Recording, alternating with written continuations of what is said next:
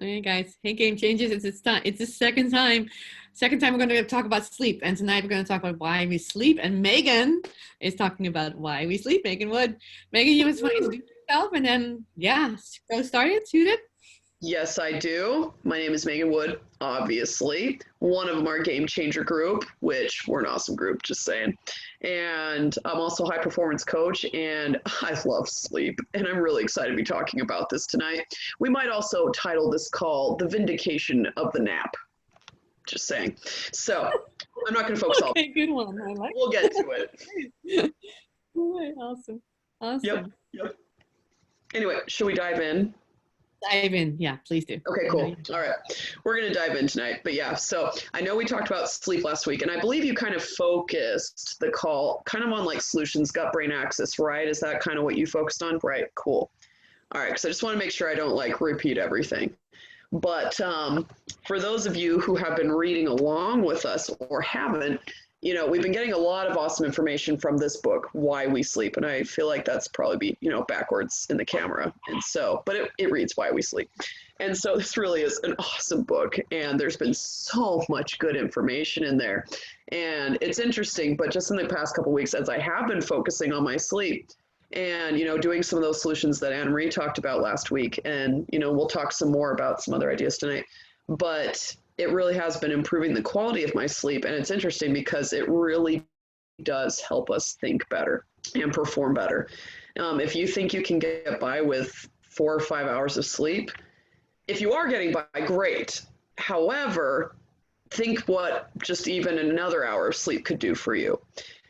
Because we really are meant to sleep at least 7 to 8 hours a night. And we're even going to talk a little bit about what, you know, those blocks look like and what our sleep patterns should look like. So anyway, to back up, sorry, go ahead. I think that's interesting because I think for a long time I've been sleeping 6 hours, sometimes less. Yeah. And when I started doing that, like really reading up all the research, I'm like, yeah, I'm really cutting myself short. And I've been saying, well, I don't dream. And I'm like, yeah, no wonder I'm not still getting that much REM sleep. And right. So I'm sure you're going to talk about that, but that's yeah. Yes. And I love that. And I'm grateful that you share that. And I think it's really good. And it is slightly vulnerable, I think, to come out and admit that, you know, hey, you know, yeah, I'm getting by with 6 hours, but it's like, and not that we want to sit on here and punish all of you for only getting 6 hours sleep. You know, that's happened to me too. You know, it's like, hey, I'm not perfect either.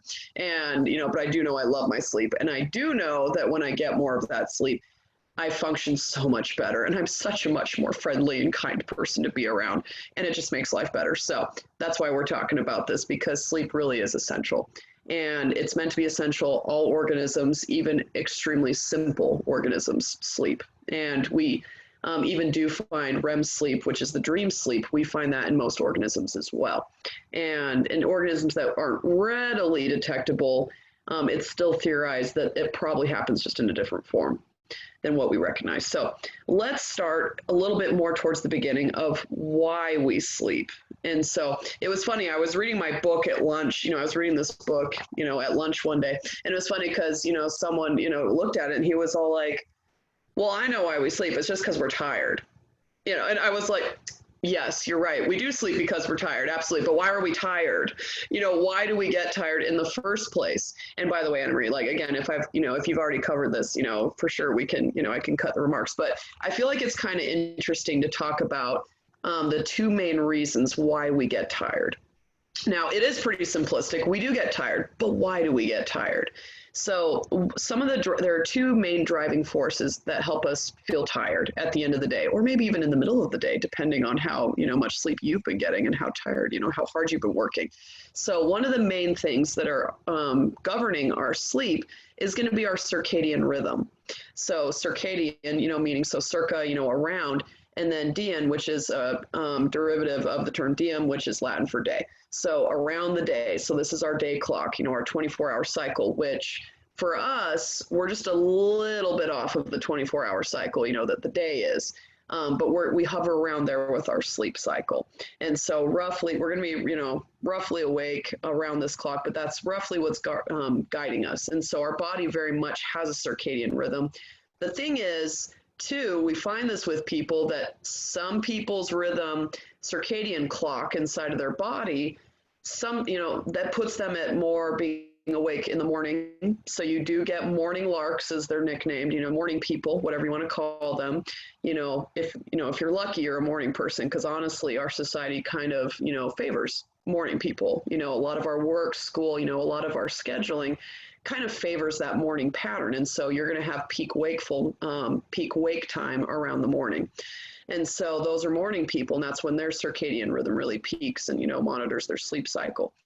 Other people tend to be more like night owls, which, hey, like that kind of sounds like, those different terms, come from things. Larks are more awake in the morning, owls sleep during the day and they're awake at night. And so you're a night owl. And so that's kind of where circadian rhythms leads us. So everyone has a general sleep cycle where probably about middle of the night, early hours of the morning, or say like, 2 to 4 a.m. and stuff, most people are going to be sleeping around that time. That's kind of a general sleep time for most people. But where you kind of fall in that, do you fall asleep a little bit earlier, or do you like to sleep, maybe around midnight or something? That's going to depend very much on your circadian rhythm. So that's one of the main driving forces of why you go to sleep at night. And then one of the things that goes along with that circadian rhythm is going to be something called melatonin. So this is kind of an interesting thing. And the book actually, by the way, it's written by Matthew Walker, really cool guy. And so one of the big misconceptions about melatonin is that, you want to use that to go to sleep. Seems really reasonable, right? If you're having troubles going to sleep at night, well, take some melatonin. And I know plenty of people who've done that. I've personally never done that. I've kind of stayed away from it. But the thing about melatonin is, so if you're looking at a race, let's look at like an Olympic sprinting race. Melatonin is really the announcer of the race. So in a race, you have the racers all lined up along the starting line, right? And so you've got your sprinters there, and then you have the announcer who's going to say, ready, set, go. He's like shoots his gun or whatever. So that's what melatonin does. That's melatonin. It's the announcer of the race that gets everything going. That basically, melatonin is the start. It helps to start sleep. It kind of announces, okay, it's time to sleep. Go to sleep now. And then your brain, the different parts of your brain, that's what's actually going to initiate sleep. That's what's going to help you go to sleep. And so the thing about melatonin is you can take it, but it may or may not, it's not really going to help you go to sleep, and really stay asleep and get that quality sleep that you're looking for.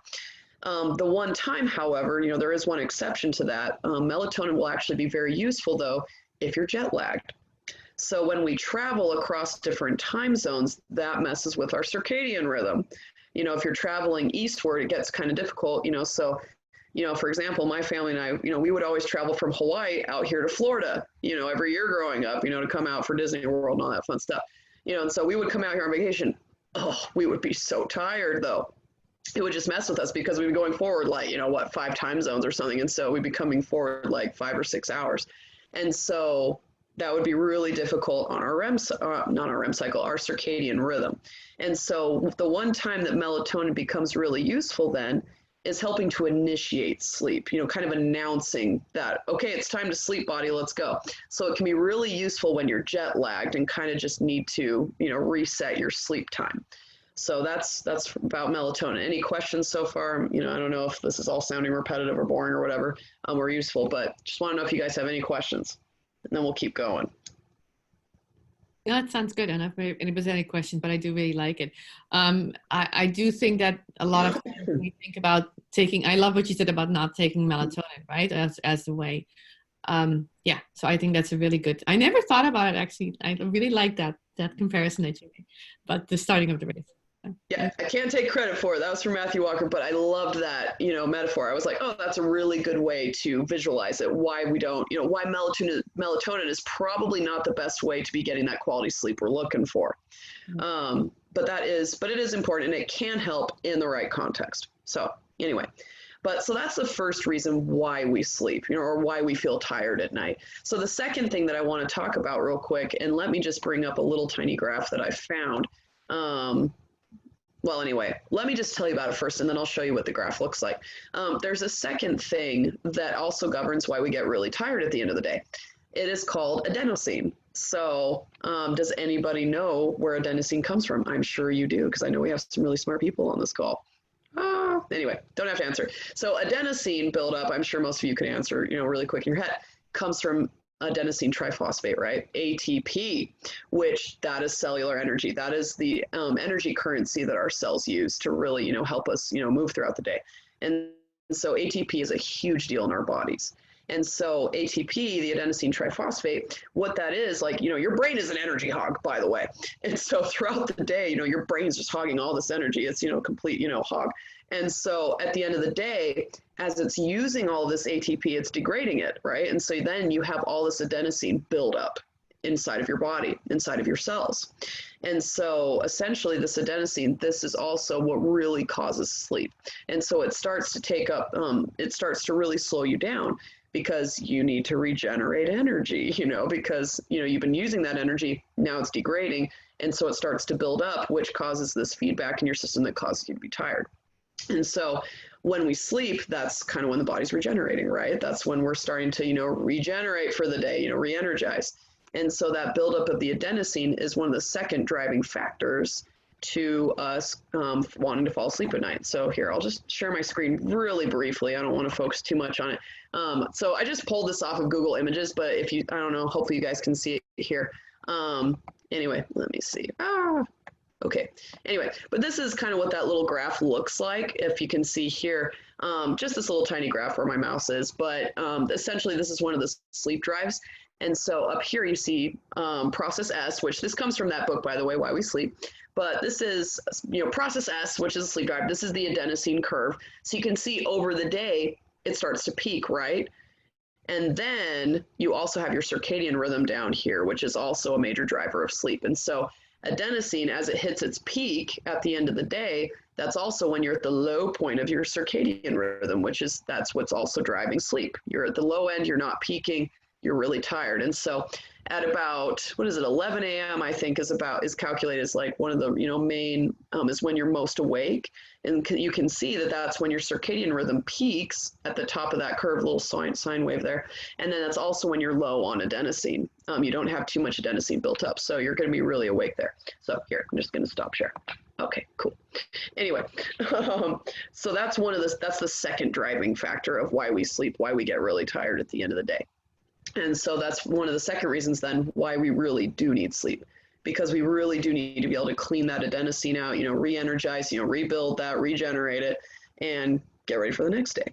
So that's, so that's that. That's why we're sleeping. That's why we're tired. So let's move on to the next phase. Let's see. Oh, and actually, this was kind of an interesting thing that goes along with the caffeine. So did you guys talk a bit about caffeine last week? I feel like you guys probably did, but if not, I would love to cover this. Go ahead. Yeah, we did, but go ahead. It's a good one. This kind of goes along with kind of like how we talked about melatonin not being the best way to help you sleep. Caffeine's not the best way to help you stay awake during the day on the flip side either. So, this is just a quick study, so I know you guys probably already looked at this, but let's look at the spider web study. So this one's pretty fun. So this, I do love this. I get a kick out of it, and it's always funny to see what people say. So if you can see here, hopefully it comes up on the screen. You can tell it's a really popular study. So this is a study that NASA did. It was actually a copy of an earlier experiment back in like 30s or something, 50s. I can't remember when the original experiment was. But essentially, we were just testing to see what the effect of different drugs were, what toxicity was. But we also got some different information then that we can apply to sleep. So, excuse me.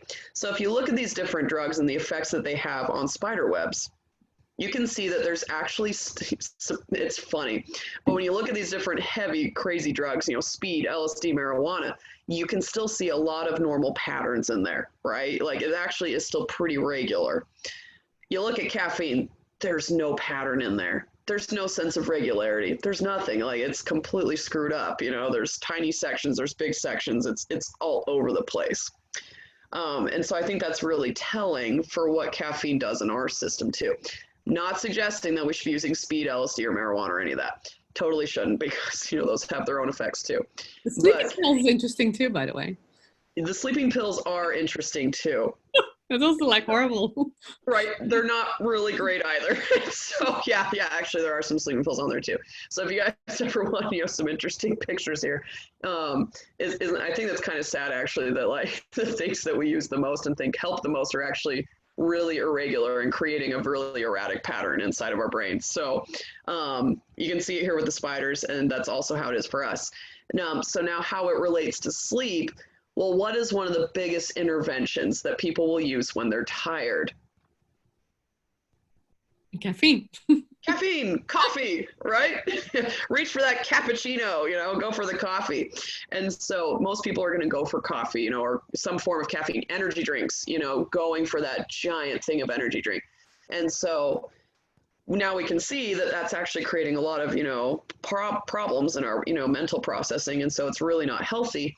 Also, too, the way that caffeine works, what it's doing is it's actually blocking adenosine receptors. So where adenosine would naturally, latch on inside of your cells and then inside of your brain and all that, and actually build up and say, hey, and start causing that feedback mechanism of, hey, we're actually tired, blah, blah, blah. Caffeine's actually blocking that adenosine. So it can't actually latch on. It can't, get onto your receptor. And so the caffeine's blocking it and saying, no, you're fine, keep functioning, everything's fine. The problem is, though, when the caffeine finally does exit your system, you're going to get a huge crash. And so that's going to cause, and so instead of just letting your adenosine naturally build up, so let's say in like, maybe 3 p.m, when finally your caffeine wears off from the morning time, which interestingly enough, it actually takes caffeine a really long time. Caffeine has a really long half-life. And so it takes a long time for caffeine to exit your system, which a lot of sleep problems get misdiagnosed. Here, I'm just going to stop share. So we're not looking at little icky spider webs anymore. But anyway, well, they're kind of cool. But there's a reason why we're actually having a lot of sleep problems, and a lot of sleep problems get misdiagnosed as other problems when really it's caffeine sitting in your system way too late at night. So a lot of the times we're thinking that, oh, hey, I've got this major sleep problem, I've got insomnia and all that stuff. Well, did you drink coffee that day? Did you have an energy drink, or did you have caffeine in some form? Now, I mean, obviously, if you're not a coffee drinker, maybe you do have another issue, but one of the major culprits can be caffeine. And a lot of the times that's what's going on, is that the caffeine just isn't exiting your system in time for you to go to sleep at night. So that's something to really consider, is that, number one, caffeine probably isn't the best way to keep you awake, because look what's doing to your brain. Also, too, it's blocking adenosine, so you're probably going to get a really nasty, slump, caffeine crash after it exits. And also, too, depending on when you drink that caffeine, it can really offset your sleep cycle at night, too. And then, of course, have nasty effects later. So that's just a little bit about that, why we sleep and how we initiate and all that. So now, unless there are other questions, if you do jump in or, comments or anything like that, I want to talk just a little bit about the stages of sleep, to give some perspective, as to why it's good to keep a schedule for your sleep as much as possible.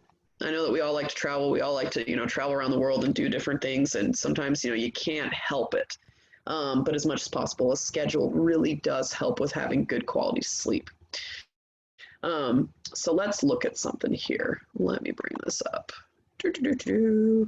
Okay, so for just a moment, let me just tell you guys a little bit about what's going on with the different stages of sleep. So we have wake period, right? So during the day you're awake, and so that's one stage that you're in. For sleep, there's 2 main stages. There is, NREM, which is non-REM, right? Which, and then you have REM, which is the other stage of sleep. REM, of course, standing for rapid eye movement. And, we'll talk about that. It's pretty, it's very characteristic of that stage of sleep. That's when dreams happen.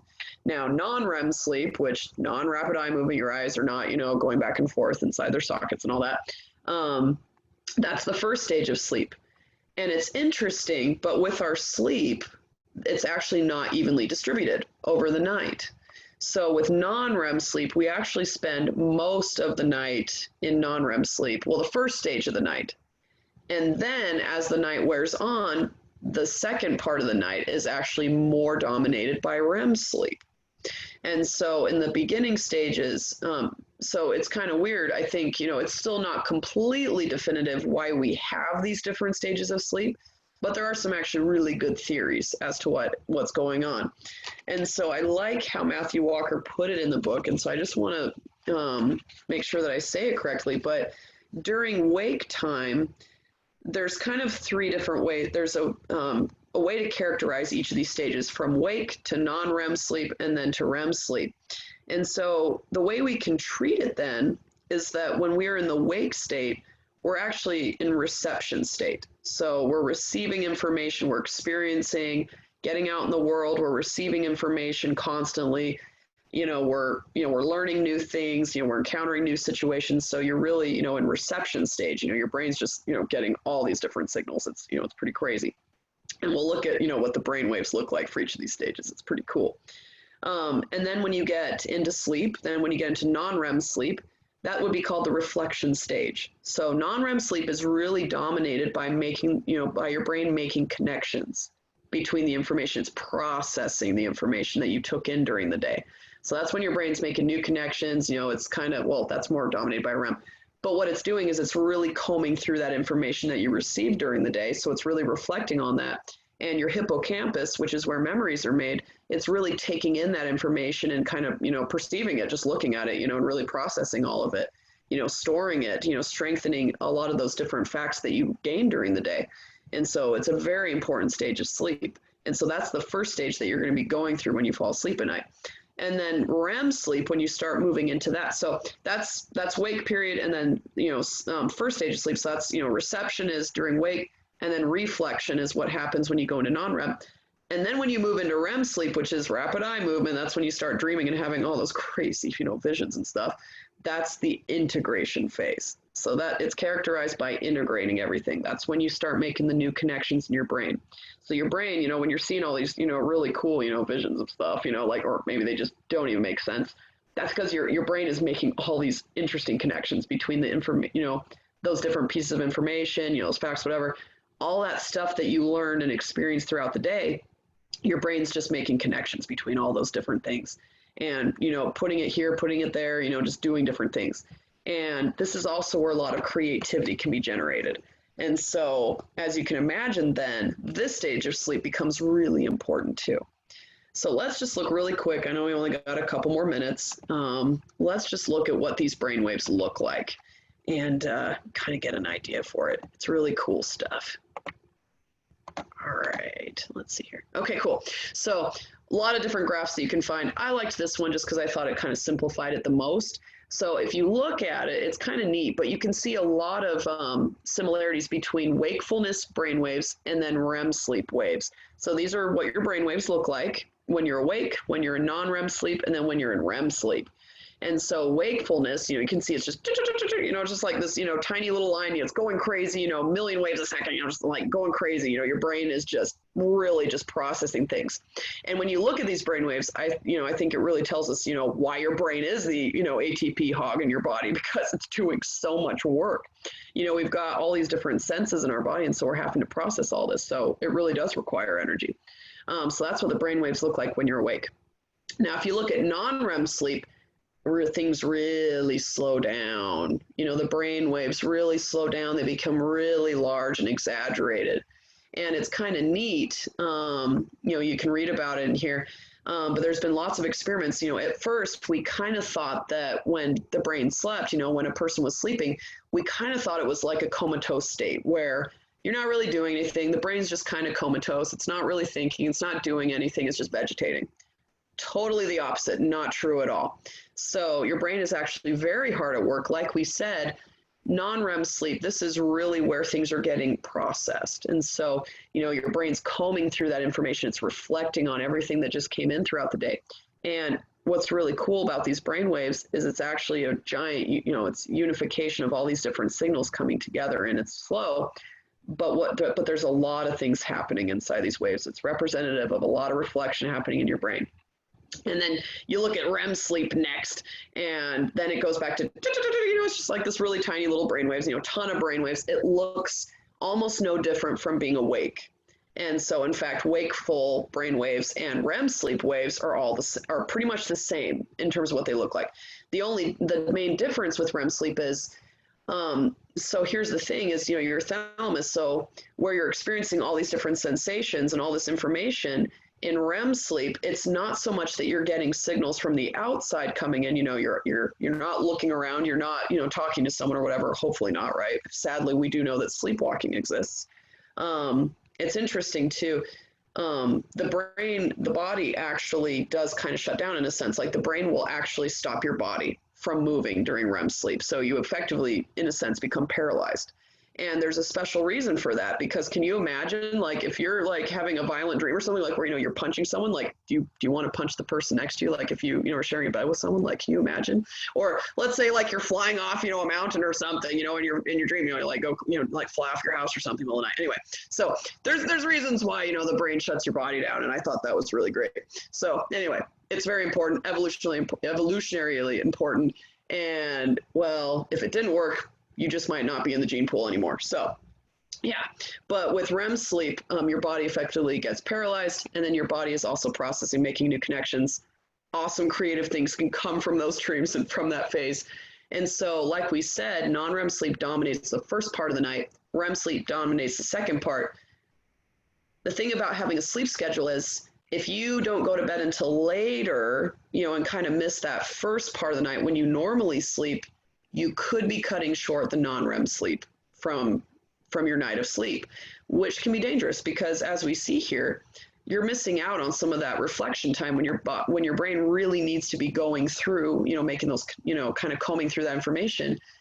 And then on the flip side, if you're waking up too early, cutting off that REM sleep, well, then you're missing out on the chance to really get creative, to really make some of those connections, and to really strengthen those connections between the brain cells, about what you learned earlier in the day. So, that's why it's good to keep a sleep schedule, try to keep it the same amount, the same times roughly each night, so that you can really be, sleeping effectively, essentially, and so that you can be getting both stages.